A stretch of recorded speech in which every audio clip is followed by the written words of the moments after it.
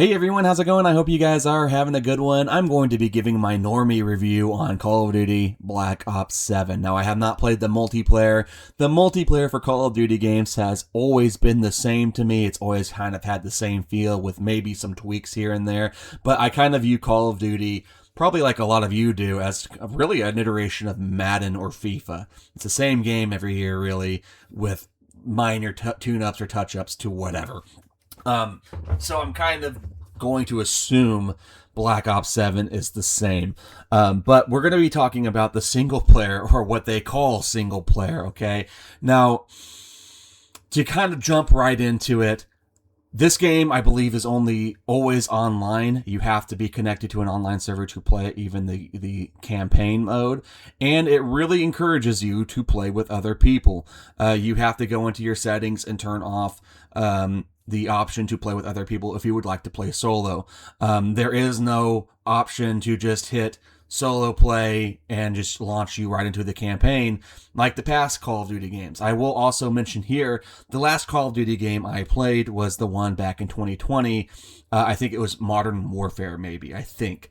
But I had a lot of fun with that campaign. One thing I will say about Call of Duty, being a Battlefield fan, that Call of Duty's campaigns have always been fantastic. They've been my favorite first-person shooter campaigns in terms of like a military shooter like Battlefield and Call of Duty. They're very cinematic. They're really exciting. The stories are actually okay for it being like a video game that focuses more on multiplayer. I've always enjoyed the Call of Duty campaigns, which is why I'm so pissed about this one, okay? I'm really glad I didn't buy this, because like I said, you can play the game by yourself, but you need to be connected to the internet. It will try to find you a lobby to play by yourself, and when you're in the game, you can't pause. There's no checkpoints or anything like that. You just kind of go through the chapter and then complete it, and then you move on to the next one.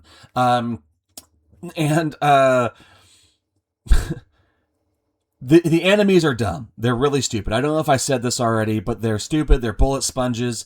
Sometimes they charge you too much. Sometimes they don't charge. Most of the time, they don't charge you at all. There was a case where I had a mini boss kind of fall down by the docks, and I ran away from it, expecting it to chase me. And I had to rewatch my live stream to make sure that that thing had legs. And boy howdy, it had legs. And you know what it was doing? Absolutely nothing. So what I did is I just shot at the thing, went into cover, reloaded, shot at it, and beat it that way. Very, very mundane and boring. You would expect, again, a Call of Duty campaign to be exciting, which just wasn't. I found to be bored a lot of the times through it. And I feel like even if I was playing with 3 other people, I would still be just as bored. The campaign itself, in terms of the story, is absolute garbage.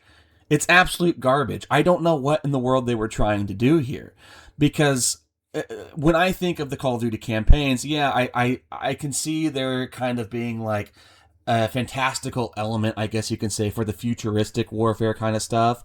But in terms of like the modern warfare, and even Black Ops that takes a different take on events that have already happened or whatever, at least to my understanding, okay, please understand that, it's to my understanding of it. I don't know why they decided to go such a fantastical route. So, you know, the campaign, there's this gas that makes you dream or whatever, and you're transported to this realm where you're fighting like these red zombies or these red monsters, as well as these other people. You're fighting hallucinations pretty much. And then it kind of goes into this territory where it seems like they're taking inspiration from all these different genres in games and stuff. I mean, we're talking Stranger Things, we're talking Resident Evil, Inception, Control, Dexter even. It's insane how many plot devices they're pulling from to put in this game. It kind of felt like that they asked, hey, ChatGPT, please make a sequel to Black Ops 6. What would you put in it if you could put anything in it? And that's the script. I mean, even the script itself is a little garbage. I mean, I quit halfway through the campaign. I think I got onto the yachts in Japan, and after that, I was just like, I'm done. Like, that was the part that I think needed to be, where it felt a little bit more real in that aspect. Because when you're not in the fantastical element of the game. It's okay. It's an okay game. It's still got the problems of the bullet sponges, the stupid AI and stuff like that, and just kind of boring. But then when you start getting into the elements where knives, these giant knives are falling down onto you from the sky, or one of the guys that you're trying to save turns into the Demigorgon and a Resident Evil boss, you're just like, what the hell is going on? What am I playing? It's not a Call of Duty game. And I don't understand why they went this route.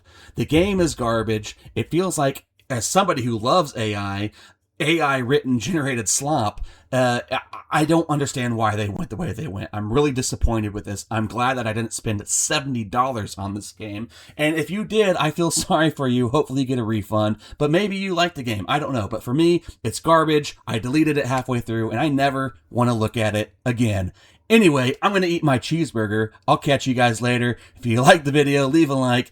If you want to subscribe, go ahead and do so. If you didn't like the video, thank you for staying around this long. Hopefully one day I can earn your support. Now, I'm a hungry boy, and I'll catch you guys later.